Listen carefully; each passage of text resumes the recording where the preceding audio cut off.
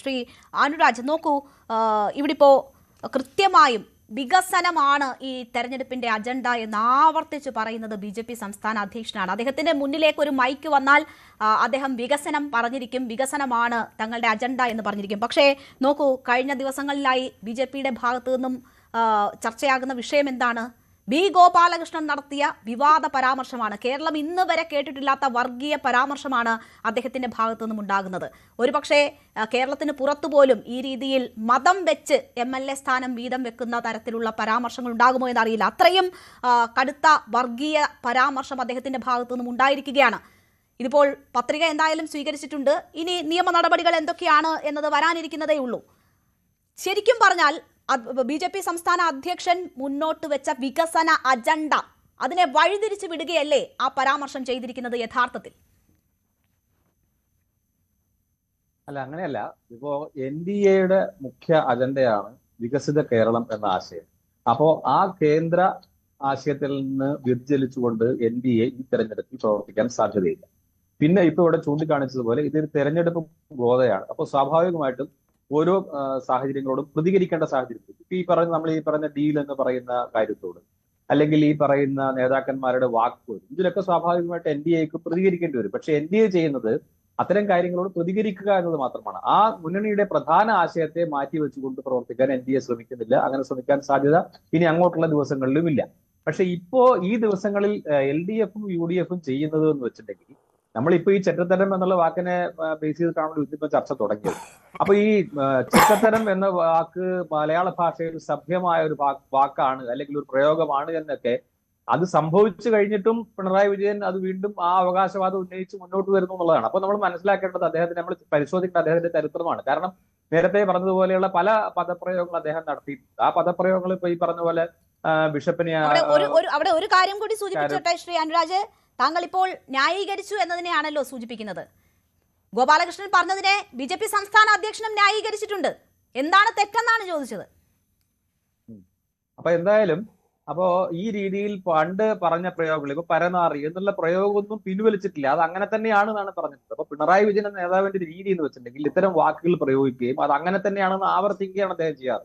അപ്പൊ പൊതുസമൂഹം അങ്ങനെ അല്ല എന്ന് ചൂണ്ടിക്കാണിച്ചാൽ, അങ്ങനെ ചെയ്യരുത് എന്ന് പറഞ്ഞാലും അത് ഉൾക്കൊള്ളാൻ തയ്യാറാകാറില്ല. അത് പിണറായി വിജയന്റെ മാത്രം സ്വഭാവമല്ല, CPIM പല നേതാക്കന്മാരുടെയും സ്വഭാവമാണ്. നമുക്കറിയാം, 1, 2, 3, 4 വെട്ടിക്കൊന്നു, മുക്കിക്കൊന്നു എന്നൊക്കെ പറഞ്ഞ നേതാവുണ്ട്. അതുപോലെ തന്നെ സമാനമായ എത്രയോ നമ്മുടെ G സുധാകരൻ, കൊഞ്ഞാൺ എന്നുള്ള പ്രയോഗം. അപ്പൊ ഇതൊക്കെ എന്താന്ന് വെച്ചിട്ടുണ്ടെങ്കിൽ പൊതുസമൂഹത്തിൽ ഉപയോഗിക്കാത്ത, സഭ്യമല്ലാത്ത വാക്കുകളായിട്ട് സമൂഹം കണ്ടെത്തിയ വാക്കുകളാണ്.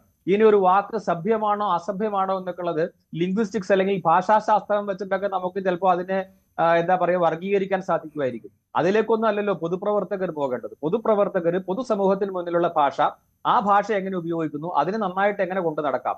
എല്ലാ അർത്ഥത്തിലും പുരോഗമനം പറയുമ്പോൾ ഭാഷയുടെ കാര്യത്തിൽ പുരോഗമനമൊന്നും വേണ്ട, അല്ലെങ്കിൽ തന്റെ ഭാഷയുടെ കാര്യത്തിൽ പുരോഗമനം വേണ്ട, മറ്റുള്ളവരുടെ ഭാഷ പരിശോധിച്ചാൽ മതി, മറ്റുള്ളവരുടെ വാക്കുകൾ പരിശോധിച്ചാൽ മതി, മറ്റുള്ളവരുടെ നിലപാടുകൾ ചർച്ച ചെയ്താൽ മതി എന്ന് പറഞ്ഞിട്ട് ഇതേ നിലപാടിൽ ആവർത്തിച്ച് നിൽക്കണം. ഇത് ഒരു തരം ഒരു അഹങ്കാരമാണ്. അതായത് ഞങ്ങൾ ഇങ്ങനെ തന്നെയാണ് ചെയ്യുക, അതിനാണ് ഞങ്ങളുടെ പ്രവർത്തകരെ, അതിനിപ്പോ സോഷ്യൽ മീഡിയയിൽ അതിനുള്ള പിന്തുണ എന്ന് പറഞ്ഞല്ലോ, അതിന് കൈയടിക്കാനാണ് പ്രവർത്തകരെ സെറ്റ് ചെയ്യുന്നത് എന്നുള്ള രീതിയിലുള്ള പ്രവർത്തനമാണ് ഉണ്ടാകുന്നത്.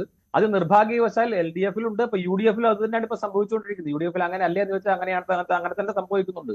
ഇപ്പോ നമ്മളിപ്പം പറഞ്ഞില്ലേ, നേരത്തെ K സുധാകരനുമായി ബന്ധപ്പെട്ടിട്ട് ഒരു പത്രസമ്മേളനത്തിൽ വരുന്ന ഒരു വാക്ക്, ഒരു വിവാദ വാക്ക്, അതായത് അദ്ദേഹം അങ്ങനെ തന്നെയാണോ പറഞ്ഞത് എന്നതിനെ പോലും സംശയം നിലനിൽക്കുമ്പോൾ പോലും അത് അങ്ങനെയാണ് എന്ന് സ്ഥാപിക്കാനുള്ള ശ്രമം ഉണ്ടായി. അത് എന്തുകൊണ്ടാണ്?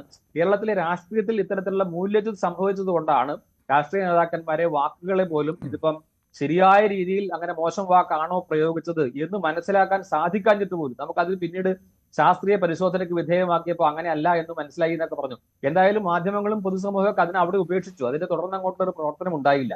നമുക്കറിയാം, ചിലപ്പോൾ പൊതുവേദികളിൽ ദേശീയ ഗാനം ആലപിക്കുമ്പോൾ അതിന്റെ വരികൾ പോലും പഠിക്കാതെ നേതാക്കന്മാർ ചൊല്ലുന്ന വളരെ ദയനീയമായിട്ട് രംഗം നമ്മൾ കേരളത്തിൽ എത്ര തവണ കാണുന്നു. അപ്പൊ ഇത്തരത്തിൽ ഭാഷയെ അല്ലെങ്കിൽ ഇത്തരം കാര്യങ്ങളൊക്കെ വളരെ ലാഘവത്തോടെ കാണുക എന്നത് കേരള രാഷ്ട്രീയത്തിന്റെ ഒരു പൊതു സ്വഭാവമായിട്ട് മാറിയിട്ടുണ്ട്. അത് രണ്ട് മുന്നണികളിലും പ്രകടമാണ്. അപ്പൊ അത് മാറ്റുക എന്നുള്ളത് യുവതലമുറയിൽ ചിലപ്പോൾ അതിന്റെ മാറ്റം ഉണ്ടായിരിക്കാം. പക്ഷെ ആ മാറ്റത്തെ അംഗീകരിക്കുകയാണ്, അല്ലെങ്കിൽ ആ മാറ്റത്തിന് വഴിമാറി കൊടുക്കുകയാണ് മുതിർന്ന തലമുറ ചെയ്യേണ്ടത്. അത് ഉണ്ടാകുന്നില്ല. യുവതലമുറ കൂടെ അതിലേക്ക് വരുന്ന ഒരു സാഹചര്യം സൃഷ്ടിക്കുന്ന രീതിയിൽ തെറ്റായ മാതൃകകൾ ഇങ്ങനെ ഉയർത്തിപ്പിടിച്ചുകൊണ്ടേയിരിക്കും എന്ന് വരുന്നത് വളരെ ദുഃഖകരമായ ഒരു സാഹചര്യമാണ്. പിന്നെ നമ്മുടെ ഇപ്പൊ ഗുരുവായൂരിലെ NDA സ്ഥാനാർത്ഥിയുടെ ഇതിനെപ്പറ്റി രേണുക ചോദിച്ചല്ലോ, ഞാൻ അതേക്കുറിച്ച് പറയാം. അതായത് അദ്ദേഹം പറഞ്ഞത് ഗുരുവായൂർ എന്ന നിയമസഭാ മണ്ഡലത്തിൽ മത്സരിക്കുന്ന സ്ഥാനാർത്ഥി അദ്ദേഹത്തിന് ഒരു വിഷയത്തിലുള്ള ഒരു നിലപാടാണ് അദ്ദേഹം പറഞ്ഞത്. അപ്പൊ അദ്ദേഹം സ്ഥാനാർത്ഥിയാണ്, അദ്ദേഹം തെരഞ്ഞെടുപ്പിൽ നേരിടുന്നു. അപ്പൊ അതിൽ അദ്ദേഹത്തിനുള്ള ഒരു നിലപാടാണ് അദ്ദേഹം പറഞ്ഞത്. അപ്പൊ ഇത് നമ്മൾ വിമർശന വിധേയമാക്കുമ്പോൾ നമ്മൾ മറുവശത്ത് ചിന്തിക്കുക, അദ്ദേഹം പാർട്ടിയുടെ പേരിൽ തന്നെ മതം കൊണ്ട് നടക്കുന്ന പാർട്ടി കേരളത്തിലുണ്ട്. അപ്പൊ അത്തരം പാർട്ടികൾ കേരളത്തിന്റെ സെക്യുലർ സംവിധാനത്തിൽ വരുത്തിയിട്ടുള്ള വലിയ പ്രശ്നങ്ങളെ ചർച്ച ചെയ്യാതെ അവയൊക്കെ സെക്യുലറിസത്തെ സംരക്ഷിക്കുകയാണ് എന്ന് പറഞ്ഞിട്ട് സാമുദായിക രാഷ്ട്രീയമാകാം, മതരാഷ്ട്രീയം പാടുണ്ടോ എന്ന് ചോദിക്കുമ്പോൾ സാമുദായിക രാഷ്ട്രീയമാകാം എന്ന് പറയുന്ന പുരോഗമനവാദികൾ ഉൾപ്പെടെ ഉള്ള ഒരു കേരളമാണ് നമ്മൾ ഇപ്പോൾ കാണുന്നത്. ജമാഅത്തെ ഇസ്ലാമി എന്ന് പറയുന്ന ഏറ്റവും വർഗീയതയുണ്ട് എന്ന് ഇപ്പൊ ഇടതുപക്ഷം തിരിച്ചറിഞ്ഞു. പക്ഷെ 20 വർഷമോ 25 വർഷമോ ജമാഅത്തെ ഇസ്ലാമിയെ കൂടെ കൊണ്ടു നടന്ന പ്രസ്ഥാനമാണ് ഇടതുപക്ഷം കേരളത്തിൽ. അവരിപ്പോ INL-നെ എന്താ പറയാ അസോസിയേറ്റ് മെമ്പർ ഉറപ്പാക്കിയിട്ടുണ്ട്. അതുപോലെ തന്നെ PDP-യെ ഇപ്പൊ കഴിഞ്ഞ ദിവസം PDP-യെ ഉൾക്കൊള്ളാൻ തീരുമാനിച്ചു.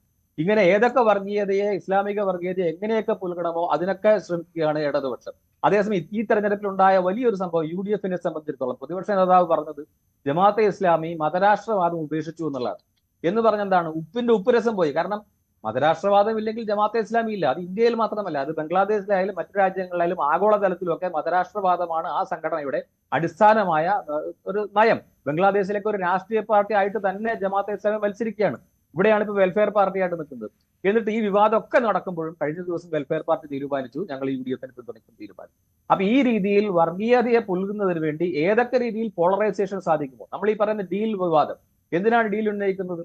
ഇവിടെയുള്ള ഇസ്ലാം മത വിശ്വാസികളും ക്രൈസ്തവ മത വിശ്വാസികളൊക്കെ ഏതൊക്കെ പോളറൈസ്ഡ് ആണ്. അപ്പൊ അതിന് ഇനിയും എന്തെങ്കിലും ഊറ്റിയെടുക്കാൻ സാധ്യതയുണ്ടോ എന്ന് നോക്കാൻ വേണ്ടിയിട്ടാണ് ആ രീതിയിലുള്ള ഒരു പോളറൈസേഷന് BJP-യോടൊപ്പം നിൽക്കുന്നു CPM എന്ന് UDF-ഉം അതുപോലെ തന്നെ കോൺഗ്രസിനൊപ്പം BJP നിൽക്കുന്നു എന്ന് LDF-ഉം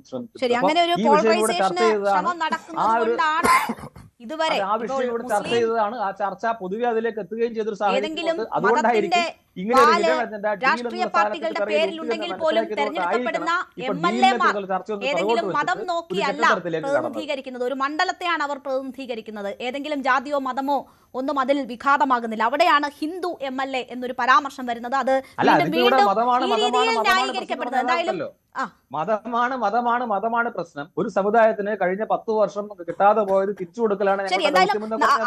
അതിനെ ഈ രീതിയിൽ ന്യായീകരിക്കുമ്പോൾ ഇതും ജനങ്ങൾ കാണുന്നുണ്ട്. ഈ വാക്പോരിനൊപ്പം തന്നെ അതും ജനങ്ങൾ കാണുന്നുണ്ട്, വിലയിരുത്തുന്നുണ്ട് എന്നത് വ്യക്തമാണല്ലോ. പ്രതിനിധിയാണ് എന്നയാളെന്ന് പറഞ്ഞ സാഹചര്യം കേരളത്തിൽ ഉണ്ടായിട്ടില്ലേ? ശരി. നോക്കൂ മോഹൻ വർഗീസ്, കൂടുതൽ വാർത്തകൾക്ക് News 18 Keralam YouTube channel subscribe ചെയ്യുക.